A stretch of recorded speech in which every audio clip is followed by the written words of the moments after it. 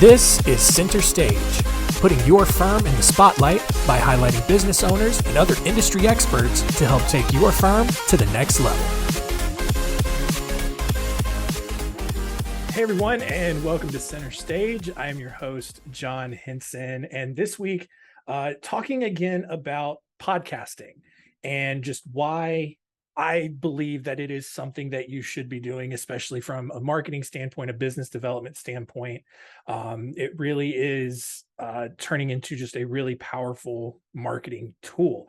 Look, I love that you're listening to this podcast right now, but I cannot recommend having your own show enough. And to help us kind of drive that point home, I am joined by Todd Cochrane, the CEO of one of, if not one of the biggest podcast hosting companies out there in the industry, BluBrry. So Todd, thanks for joining us.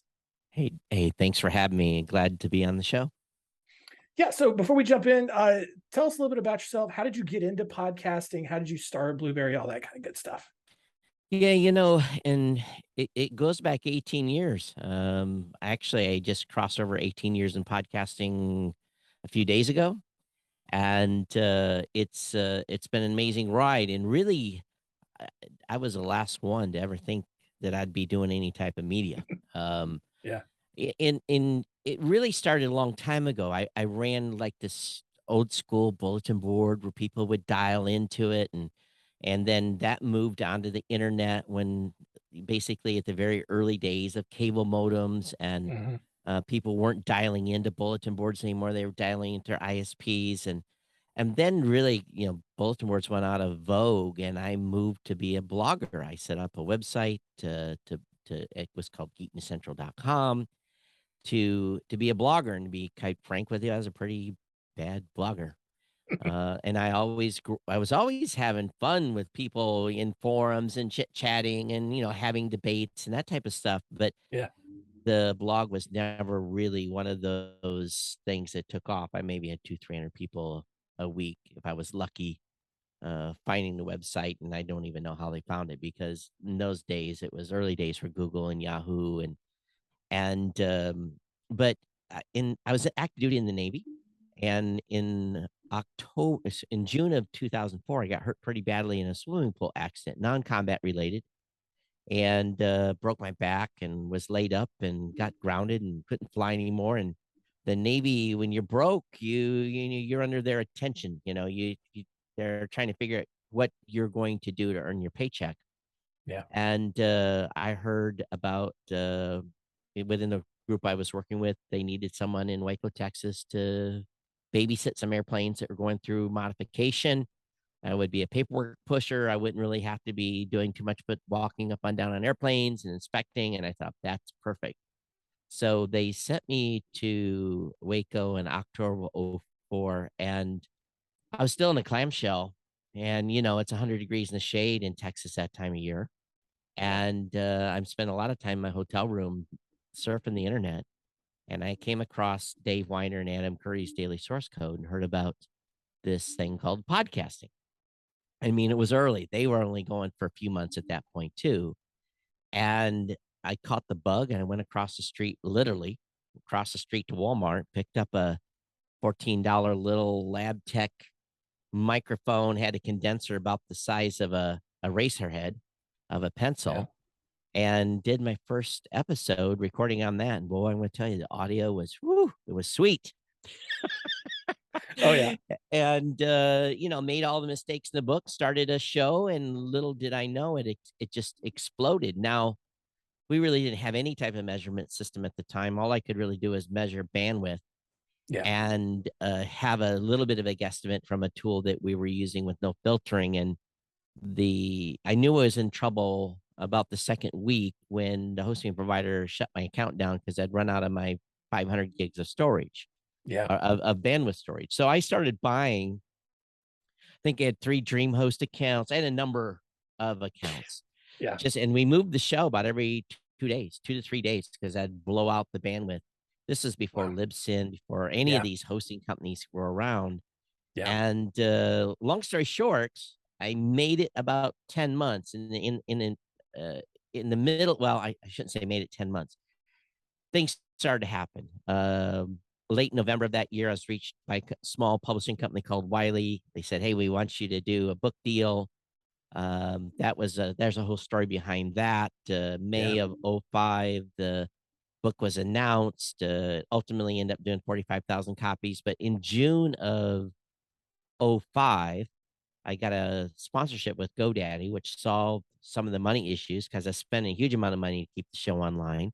Yeah. And after the first month, they came back to me and said, "Hey, we want to renew for a year." And I had only charged them like $300 for that first month. I had no idea what to charge them. And I said, "Well, how do we do?" And they said, "We did 367 signups, and it was fantastic." And I'm thinking, they got 367 signups, and they paid me $300, and Yeah. I need to do the math. Right. So I went back and did a day's worth of calculation and came back to them with a much, much larger number. And if you've ever bought a car from used car salesman and you put the number down that you want to pay, which is a mistake to begin with, but I said, here's how much I want. She says, "Great." So I'll send the contract over. And I knew instantly it underbid myself because there was, I said, "But I tell you what, I'd like to have a bonus proponent." Mhm. If I get so many clients, and she laughed at me, she said, "You underbid it, didn't you?" I said, "Yeah, I did." So anyway, that kind of went on. But at the end of that conversation, she made a comment, and this is where business people have to, especially in business, always have to be listening. She says, "Do you know any other podcasters that would like to do advertising in podcasts?" And I said, "Yes, I do." And in the back of my head, immediately a business was born. In my Yeah. brain, I said, there is an opportunity here. So literally on my show, I said, I need a following show. I said, I need a lawyer, I need an MBA, I need a graphics person, and I need a programmer for a business idea. And we'll meet on freeconferencecall.com 10 days later. Remember, this was before the iPhone. Yeah. This is before we were all on flip phones still. And I did that call about 10 days later. And from that call came an MBA, a lawyer, and a graphics person. The graphics guy said, "I know somebody that's a programmer," got him on the line, and we formed the business over the telephone and literally threw a little money in to start up a bank account. And we went from there, and we were in business. So that's the long portion of the story of how we got started. Yeah. And from that point forward, I've continued to actively podcast and build that business. Yeah. It's crazy to think that the podcasting has been around for 18 years. Because I remember, back when it first started, because it was really just like celebrities or like a lot of professional radio people were kind of doing this as Apple was kind of getting it off the ground. And I mean, I remember, like you said, it was before iPhones. Like I remember having like my actual iPod, and I Yeah, had, there were just a couple of podcasts on there. And now, you know, 15 years after that, now it's kind of becoming more and more accessible, and yeah, more people, quote unquote regular people are figuring out like, oh, this is something that I can do. They're yeah. having that same sort of, realization that you had 18 years ago. But, you know, in terms of just in where the industry is right now, though, I mean, Wow. where is Yeah. it at as it relates to, being a form of entertainment versus having one, like a business can have one, or an entrepreneur or a thought leader can have one for like marketing and business development. Let me just do a compare and contrast. So in those early days, you had to be a geek. Mm, You had to understand how to form the RSS feed, which, let's have some eyes glazed over here to hand code an RSS feed. yeah. You, it was mostly male dominated. Yeah. There was the shows were tech, comedy, and NPR got in early, and so there was some of that in the beginning. As near as Yeah. I can figure, I was like the first. I was in the like the first 40 shows or something when the podcasting space jumped off. Today, almost no barrier to entry. I mean, you can even create a podcast for free if you really want to. There is diversity that is exciting. We have more women now creating content than men on a month to month basis. New shows. We have women of color are knocking it out of the ballpark. We see international growth. I'm getting ready to go to Saudi Arabia to do a conference in about podcasting in Saudi Arabia. Now think about that for a second. There's a Nice. bigger backstory to that on how the country start changed over the last 3 years. So internationally, the content's growing. But if you think about the content in the early days, it was mostly entertainment news. There wasn't really anyone had a concept of how to make this a um, either be a funnel part of your lead funnel. None Yeah. of that really existed, so it evolved over time. So I think today, from a business perspective, as you said in the beginning of your show here, that a business can. What we found when COVID kicked off was Hmm. businesses were already doing Facebook, they were doing YouTube, Instagram, they were everywhere on social, but they weren't doing podcasting. As soon as COVID, there was this mass influx of businesses because they were panicking on how they were going to reach existing customers and get new ones. Now that we've seen a little bit of a shift in the economy, again, we're seeing another surge, a second surge of business people getting in and saying, we were completely regional. We need to be national. They're changing their business philosophy. People are now more willing to meet on Zoom or Teams or whatever, to face and face. You don't have to be there and shake someone's hand. You can meet someone virtually and still do business. So, podcasts now, from a business perspective, in my opinion, if you don't have one, your competitor does, and they're eating your lunch. They're Yeah. taking leads away from you. But again, there is the situation where podcasts are still for everyone. Hmm. There's partners doing shows. There's individuals. People are doing for fun. They're doing in their basement at a bar. There's no rules. Yeah. But I think the key here is the diversity of content is such that there's really something for everyone. And just like the show we do for my company, we try to make it informational about what's going on in the space. We also share a little bit of news and what's coming. We put a little tease. We spend maybe Yeah. 5 minutes on it, and we Yeah. don't make it a part of the 30-minute show, but we give information that content creators can use and potential customers. So I think if a business adapts a strategy of being helpful, I think there's huge. And also, so many times today, do you really know who to trust in business? Yeah. Yeah, but if I was picking between one firm or another, and I found out they had a podcast, I'd go listen to 10 episodes, Yeah. and I'd say, who is this company I'm about ready to give my money to? Yeah. Because it's just like advertising and podcasting. Listeners can smell a fake, and so can, if you're a business owner, you know if someone really knows their stuff, you know. Yeah. So I don't know if that answers your question completely, but I think from a diversity of content today, it's really incredible what's out there. Yeah, well, and you talk about, wondering who to trust. I mean, the majority of our audience are lawyers and financial pros, Right. and you talk about trust and Yeah. putting your trust in someone who's going to handle like a really serious legal matter or to handle your finances. Mhm. People are going to be doing their due diligence, and they're That's going to right. be researching. And so, to your point, like a podcast is a great way to demonstrate that expertise and build That's that right. trust. When I was getting ready to open a financial account, I was in the Navy for many years, so we didn't get a lot of counseling on investing. When I retired, yeah, I really started taking a serious look, and I interviewed 3 or 4 different groups. I ended up going with a guy from Edward Jones, number one, that I liked.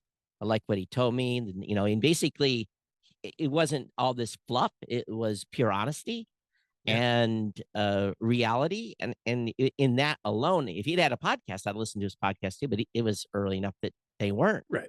So I think that um, on the lawyer front too, boy oh boy, Hmm. lawyers are already distrusted to a certain extent.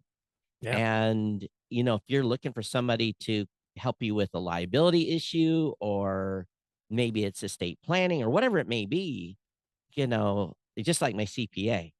I interviewed 3 or 4 different CPAs, and I told my CPA, I said, I'm not looking for the biggest deductions. I Right. said, I'm looking for a conservative approach that if I get audited, that there's a little bit left on the vine that I can come back to if you made a mistake or if I Yeah. made a mistake. And so anyone that was saying, "Oh, we'll maximize your return," that was the person I was scared of. From because I've been through IRS Yeah. audits. They're not fun. Right. Yeah. So I think that a podcast gives the opportunity for you to do that interview without having to do the interview. Yeah. And so, and we kind of talk about content a lot. We provide content marketing services, and the majority of our audience, it across the board tend to be slower to adopt. And so, Sure. we're kind of at a point right now. A lot of them do a blog. Mm-hmm. They have blog articles on the website. Yep. More and more people are warming up to the idea of video Mm-hmm. and doing some video content. Podcasting is still this new thing that they're still trying to feel out. How does a podcast, in terms of content and how to use it, how does that compare to regularly blogging or having video content? Well, I'm going to tell you, if they're regular blogging, then they're 90% ahead of the rest of the podcasting space.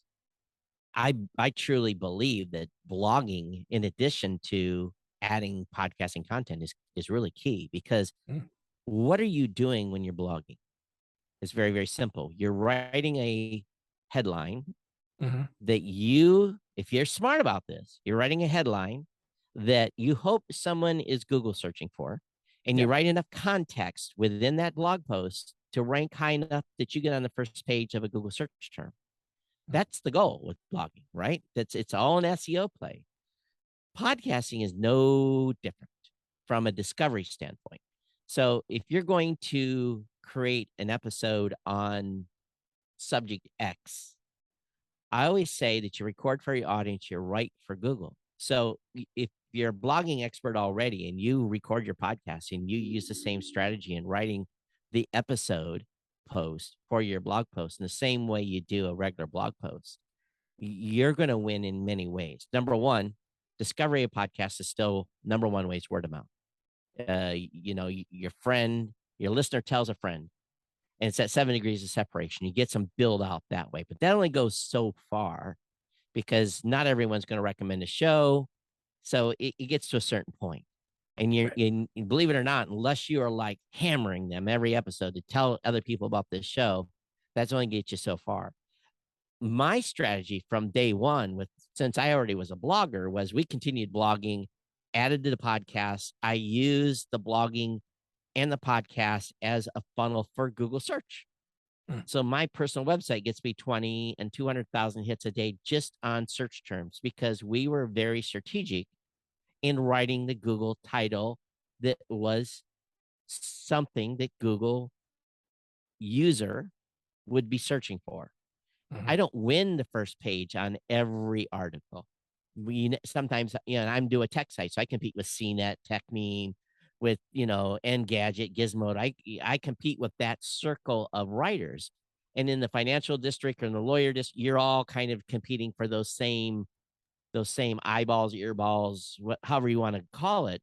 Yeah. So you're not going to win on every one of those search terms, but if you're strategic about that, you will over time, because not only now do you have a blog, you've got audio content that's backing that up, and Google is actually indexing and starting to consume the audio, and it adds validity to your written word.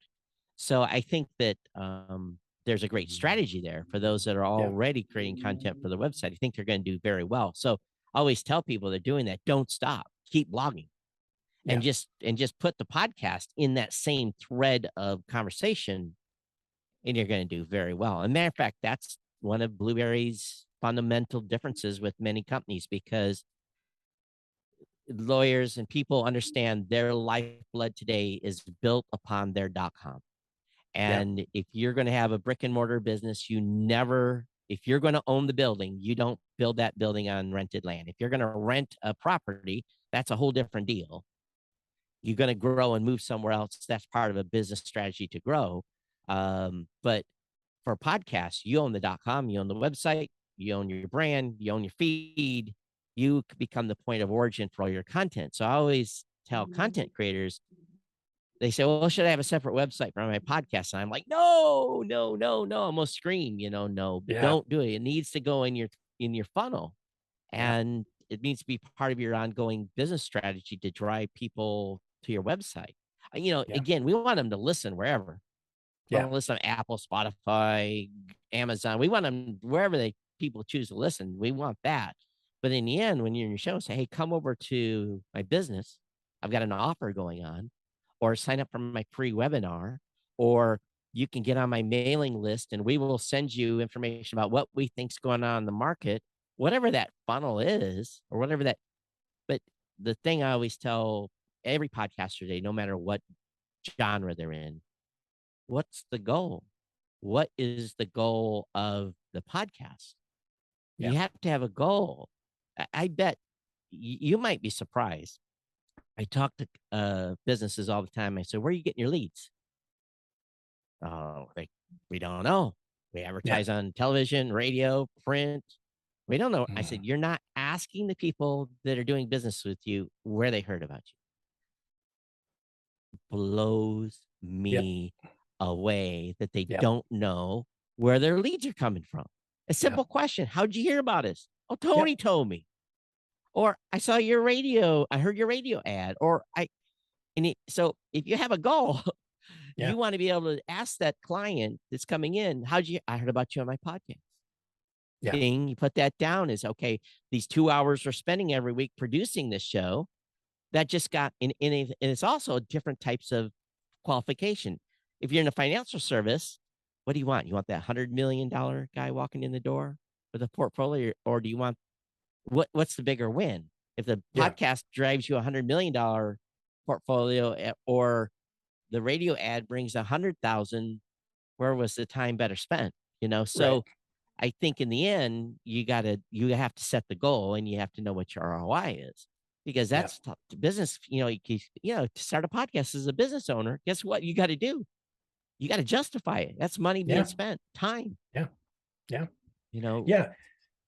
Yeah, and I want to go back to the thing you sure, said about search engines and analytics, because one of the things that really frustrated us as a marketing company was for many years the push was just focusing on search terms and keywords, and it was making for a bad user experience because the search terms and the user terms, to your point, was not like wasn't questions or issues that people were solving. It was very basic stuff. It was, hmm, Orlando personal injury attorney, Dallas family law attorney, stuff like that. And so the content that was being made was getting stuffed with all these keywords, and it was right, bad content, it was bad user experience. And now what we're seeing, and what's really benefiting us, because our focus is more on the authority building yep, and the top of mind awareness, but what we're seeing now is that Google is rewarding the kind of content that you're talking about, where that's you're right, addressing questions and concerns and the things that are keeping your audience up at night.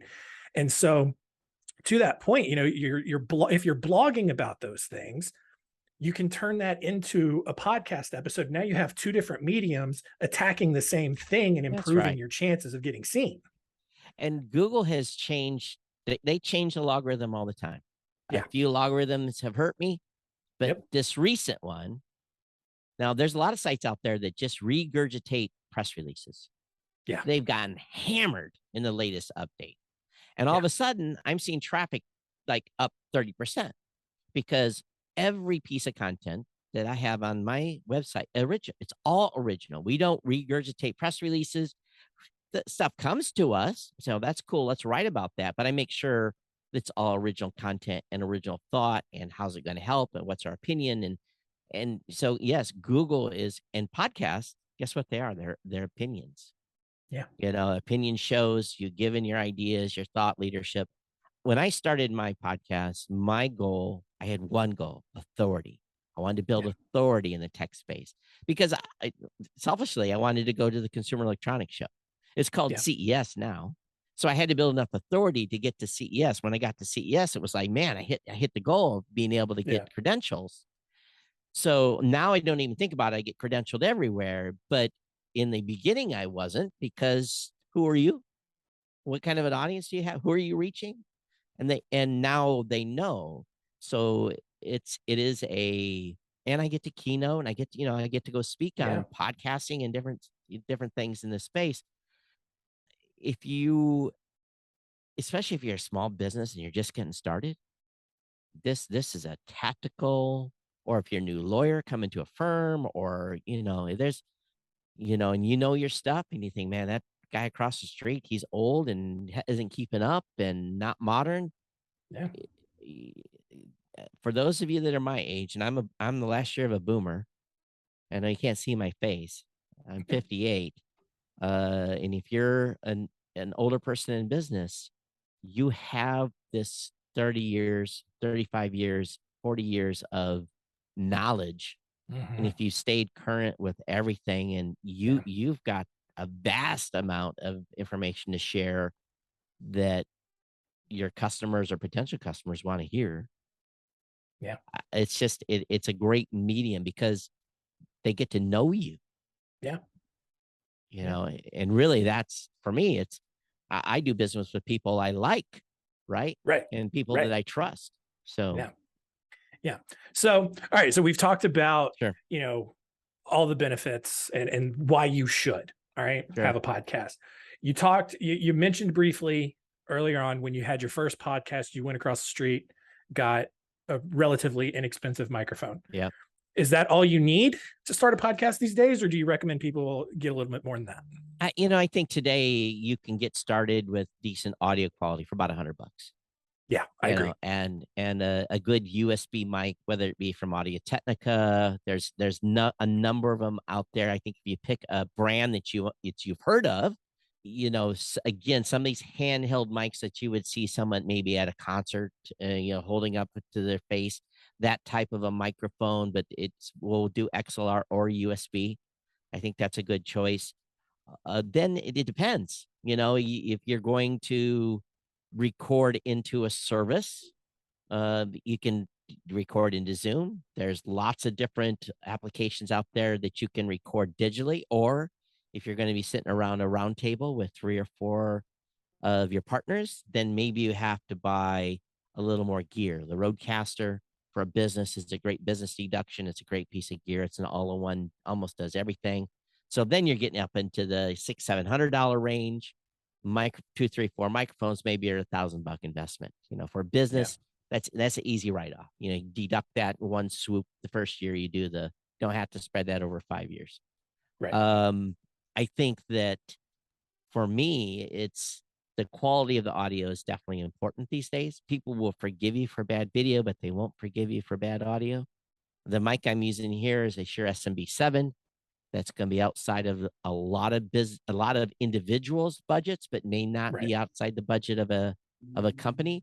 But if you go to this type of a microphone, then you're again incurring additional amount of money. I think a business should start slow, Yeah.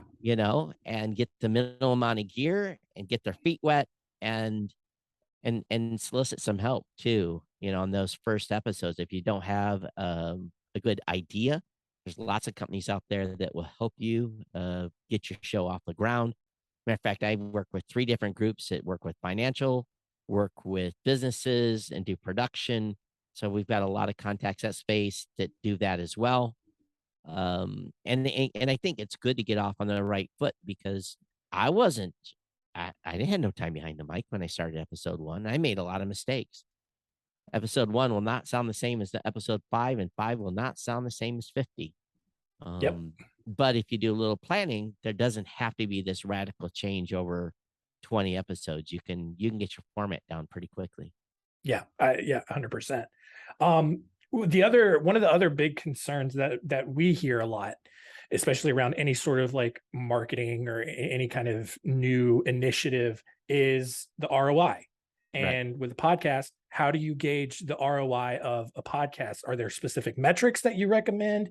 I know you mentioned before just trying to, just making sure that you're asking where someone heard you from, Right. and attributing lead source to that. But I mean, are there any specific data points that you recommend people follow? It's for businesses again. When you're creating content, you're number one, you're building awareness. Mhm. So it's like Ford. Ford doesn't need to advertise that they're in the car business. Right. They're advertising their new models. They're advertising what's new and hot. Come down and check out the 2023 model. So they do awareness campaigns. So when I do advertise, and I'm just trying to relate how this is going to affect Yeah. you as a business owner doing a podcast. Other businesses are looking for, I want to sell X number of products. So how many, if I'm doing a promo code or I have an offer or a discount or a landing page, that's another way to effectively measure the ROI you're getting from the show. But if your business is trying to get boots in the front door, well, here's the thing about podcasting. Podcasting is global. People are going to be listening from all over the world.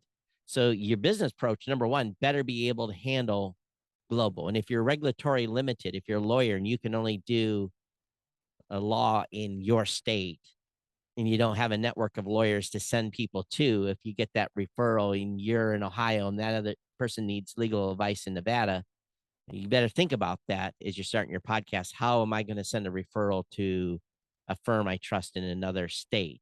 And I know a lot of lawyers have those types of networks to be able to do that. Yeah. And I don't know if referral fees are included or not. But again, it's you have to have a different mindset. This is a global audience. So your ROI really is going to be based upon the goal of the show. Is the goal is, get someone walking through the front door, get that lead. Is it a building awareness of the firm or the company? How do I handle someone that, again, I can't service? Who do I send them to? Is there some sort of B2B play there with someone else? I think those are all fair things to question. I know a gal that she is a car dealer. Well, her family owns a used car dealership, and they do a podcast, and they do it about the used car market. And they are in Michigan, and they service an area. They have people coming from about 100-mile radius, but they're also part of a I wouldn't call it a chain, but their financing group does a whole Mhm. bunch of used car dealerships all over the country. So she's Mhm. able to send referrals to another state that they don't service, or sometimes people want to buy cars from them so bad they come get them. So it is kind of this weird thing that happens with podcasting. They do it to build awareness for their show, build awareness for their, I know, build awareness for their business. It's a supplement to radio. It's a supplement to YouTube. It's a supplement to TikTok. Um, and you almost have to do all that stuff now, Mhm. really, depending on the type of age group you're trying to reach. Yeah. So it's hard. And this is the biggest challenge anyone has when they're spending money. Am I getting the value? When you're doing a radio buy, you can almost tell how much business you're getting from a radio buy. Podcast, well, you have to have something that's actionable. If you come in, make sure you talk to us about that you heard us on the podcast. We'll give you 10% off on your first consult or whatever it may be, Yeah. or something added value. Instead of giving you a free hour's worth of legal consultation, I'll give you 90 minutes or 2 hours or whatever that's worth. It's worth $1,000 or whatever it Yeah. is. And so it incentivizes people to use that as, a way to make that introduction. And the ROI for businesses, I think, again, it goes back totally to the goal. And remember, this is not a one and done. It's a cumulative long-term marathon to build awareness and, again, build a pipeline for your business. Yeah, I agree, and so I love that point. Just you know, giving good calls to action and making it as easy as possible for people to mention it without being prompted. When Right. they come in, and so that's really good. Going to start wrapping up here. This has been a lot of great information. I really do appreciate all of it. Tell us a little bit about BluBrry, all of the things that it does, and where people can go to learn more. Yeah, we're a full service podcast hosting company. We provide everything a content creator needs to get online. Every customer gets a free website. If they don't have one already, we give them a free WordPress site. If you have one already, if you have a WordPress site, we have a plugin called PowerPress. It powers about 85,000 shows now currently in the internet space or podcast space. We also have this cool product called private internal podcasting. So if you want to, and let's say, and this is usually for businesses bigger than 25 or 30 people. And with everyone remote right now, if you want to be able to have internal communications, share training, HR, and basically even company secrets, you can do that behind an authenticated login so that only those that you choose to get access to that content. So it's called private internal podcasting. There's an app along with that. And we have pro services as well, with the ability for you to do ad insertion. So basically, you can change the promo on all your past podcasts. It doesn't have to be ads. It can be, again, a pre-roll promo for a special that's coming up. So once you get 25, 30 in, you don't want to have something in episode 1 that is from 1932. That's kind of you want to be able to keep things current. And then we've got a great network of pro production teams as well. So we are really designed to help those that are really trying to build their brand and build their business. We obviously have a lot of independent content creators as well. They create their podcasts on their kitchen table or in a basement or wherever it may be. So we don't just serve businesses. It's a essentially I serve from ESPN all the way back to the individual content creators. So it's that wide of a breadth. Yeah. So full service. Check us out, BluBrry.com without the E's, BluBrry without the E's, because the E's were $2 million. So if anybody wants to buy the E's for BluBrry, we'd be happy to entertain that conversation. Wow. But Todd at BluBrry.com is the contact email, or just come over to the website and check us out. Awesome. Love it. One final question for you here before we finish everything up. It's one we ask all of our guests here at Center Stage. And that is, if you had one final piece of advice for our listeners, what would it be?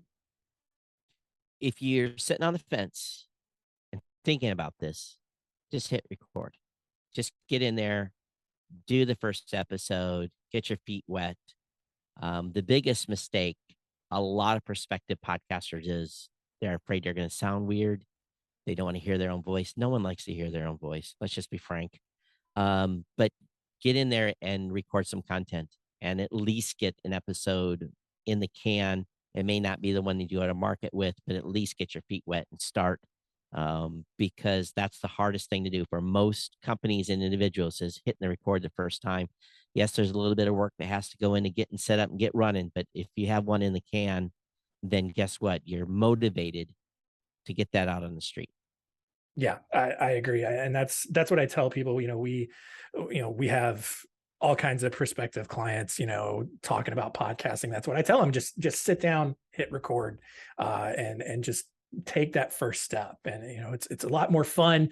It's a lot easier than you might think it is. And so can't encourage people enough to get into this and start to build out their show. And there's just so many benefits. So Todd, this has been great. I really do appreciate you coming on.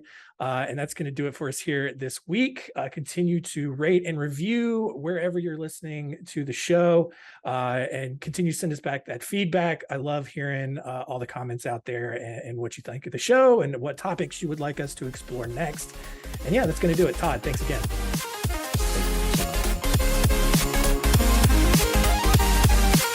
Thanks for listening. To learn more, go to spotlightbranding.com/center stage.